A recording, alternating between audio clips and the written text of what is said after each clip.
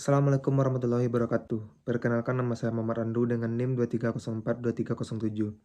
Pada kesempatan kali ini saya akan menjelaskan materi tentang sistem hukum Anglo-Saxon, Eropa kontinental, Islam, komunis, campuran, dan sistem hukum yang dianut di Indonesia. Yang pertama, sistem hukum Anglo-Saxon. Sistem hukum Anglo-Saxon adalah warisan dari tradisi hukum yang berkembang di Inggris pada zaman Anglo-Saxon, sekitar abad ke-5 hingga ke-11 Masehi. Sistem ini mencakup hukum adat, hukum yang berdasarkan pada kebiasaan dan tradisi yang terbentuk dari praktik-praktik sosial dan keputusan-keputusan pengadilan. Selanjutnya, sistem hukum Eropa kontinental. Sistem hukum Eropa kontinental didasarkan pada hukum Romawi yang dipengaruhi oleh hukum gereja dan kodifikasi hukum. Sistem ini menekankan pada kode hukum yang ditetapkan oleh badan legislatif, seperti parlemen, yang mempengaruhi pengadilan dan dalam pengambilan keputusan. Contohnya termasuk sistem hukum Prancis, Jerman, dan Italia.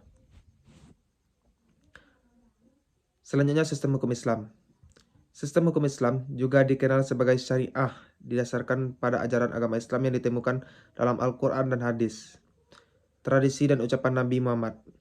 Sistem hukum Islam mencakup sebagai bidang kehidupan termasuk hukum pidana, hukum keluarga, hukum kontrak, dan lain-lain. Yang selanjutnya, sistem hukum komunis. Sistem hukum komunis didasarkan pada prinsip-prinsip Marxisme, Leninisme, dan terutama diterapkan dalam negara-negara yang mengikuti ideologi komunis. Dalam sistem ini, hukum dianggap sebagai instrumen untuk mencapai tujuan revolusioner untuk menciptakan masyarakat tanpa kelas yang sama sekali, di mana kepemilikan pribadi atas alat produksi dihapuskan dan kekayaan didistribusikan secara merata. Selanjutnya, campuran dan sistem hukum yang dianut di Indonesia. Hukum campuran merujuk pada kombinasi berbagai elemen hukum legal yang telah dipaparkan di atas. Hukum campuran juga dikenal dengan sebutan hukum pluralistik.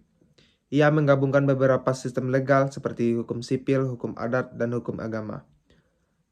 Lalu apa tujuan utama sistem hukum campuran? Sistem hukum ini terdiri dari beberapa subsistem hukum yang memiliki fungsi yang berbeda-beda, tetapi semua digunakan untuk mencapai tujuan yang sama, yaitu terwujudnya keamanan, ketertiban, dan keadilan.